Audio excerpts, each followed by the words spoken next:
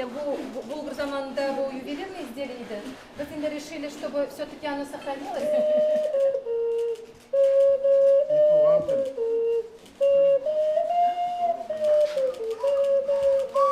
Балшыктан ясалган әйберләр, заркан эшләнмәләр, күннән тегелгән читек мендәрләр. Буларның барысына да халык сәнгате һөнәрләре техникумында өйрәтәләр. Матбугат көнендә Дәүләт Советы рәисе Фәрит Мөхәммәтшин журналистлар белән шушында очраша, остаханәләр эшчәнлеге белән танышалар.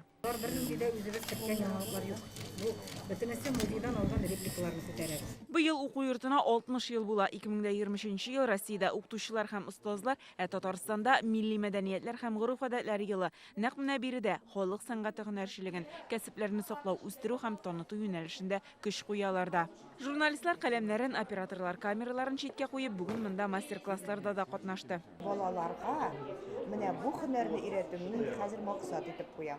Алга таба да безнең журналларыбызда ул эшләре буенча сәхифәләр булачак. Электен кемнәрдер чабата кигәндә дә безнекеләр читеккә үчле булганнар. Шуңа күрә бу безгә тамырларыбызга тагын бер кат якынайып, үзебезнең ялкау халык түгел икәнебезне һәм шул фәкать тырышлыгыбыз аркасында, үҗәтлегебез аркасында, алтын куллы булганлыгыбыз аркасында бер кайчанда югалмыйбыз икәнне раслый торган ел булыр дип ышанам. Biz укытучылар елына да, мәдәниятләр һәм гореф-гадәтләр елы буенча да безнең аерым рубрикларыбыз эшләп килә. Йолаларыбыз дигән рубрикларыбыз эшләп килә. Газетада да, сайтта да һәм соцсетьләрдә дә.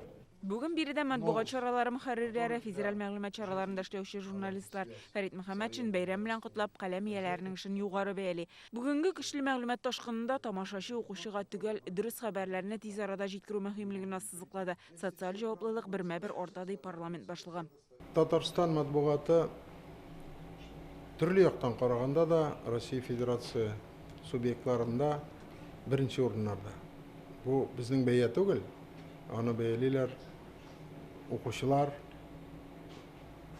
язучылар һәм журналистлар.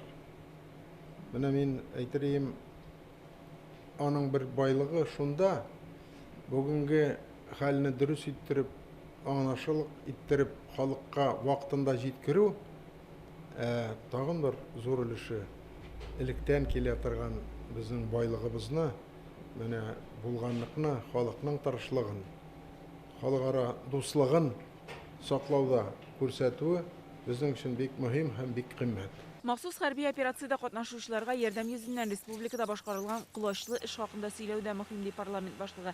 Безнең хезмәттәшләребезнең Нурлат әбиләре турында репортажын искә алды. Алар хәрбиләргә йон-оек башлар бәйли. ТНВ я смотрел, показывают сельский татарский район, очень хорошо показали. Жерлы, носки вяжут, бабушки, умеля.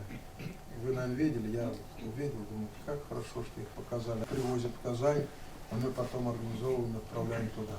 Вот какой у нас народ. Газета, журналлар, радио, телевидение, электрон басмалар, мәгълүмат агентлыклары. Республикада бүген 700-дән артык масса күләм мәгълүмат чарасы эшли. Гаилә иминлеге, сәламәтлек дип калабыз һәм уңышлы эшләргә безнең журналистика әйтергә кирәк. Бик көчле, бүтән регионнарга караганда үзебезнең сөйләшерлек, язырлык һәм авыр кыен темаларны күтәреп сөйләрлек журналистларыбыз күп һәм бик уңышлы гына шуңа эшләп киләбез. Һөнәри бәйрәм кайбер хезмәттәшләребез өчен икләтә шатлыклы һәм истәлекле булды. Югары һөнәри осталыклары өчен дәүләт бүләкләре, рәхмәт хатлары тапшырылды. Гадел Миндубаев, Яңа Гасыр каналы.